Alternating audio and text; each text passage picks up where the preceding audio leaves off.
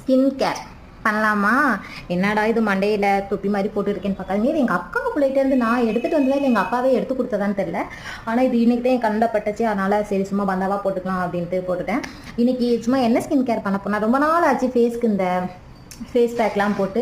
So லாஸ்ட்டாக ஒரு வீடியோவில் வேறு எல்லோரும் ஸ்கின் கேர் ஷேர் பண்ணுங்கன்னு சொல்லியிருந்தீங்களா? ஸோ அதனால் நைட்டு ஸ்கின் கேர் நான் என்ன பண்ணுறேன், அட்லீஸ்ட் இது வீக்லி ட்வைஸ்னாலும் நான் கண்டிப்பாக பண்ணுவேன்.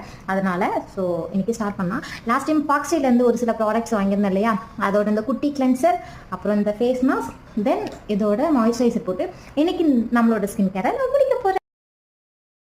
ஃபஸ்ட்டு கொஞ்சமாக கையில் ஃபேஸ் வாஷ் எடுத்துகிட்டு ஃபேஸை நல்லா கிளென்ஸ் பண்ணிவிட்டு அதுக்கப்புறம் ஃபேஸ் பேக் அப்ளை பண்ணி ஒரு 10 to 20 மினிட்ஸ் நல்லா ட்ரையாக விட்டுட்டேன். நல்லா பர்பிள் கலரில் சூப்பராக இருந்துச்சு. அதுக்கப்புறம் வாஷ் பண்ணிட்டு பார்த்தா ரொம்ப சூப்பராக இருந்துச்சு. மூஞ்சி பார்க்கவே நல்லா இருந்துச்சு பளபளன்னு. அதுக்கப்புறம் மாய்ஸ்சரைசர் போட்டு இந்த ஸ்கின் கேரை முடிச்சுட்டேன். இது பிடிச்சிருந்தா மறக்காமல் நம்ம சேனலை சப்ஸ்கிரைப் பண்ணிக்கோங்க.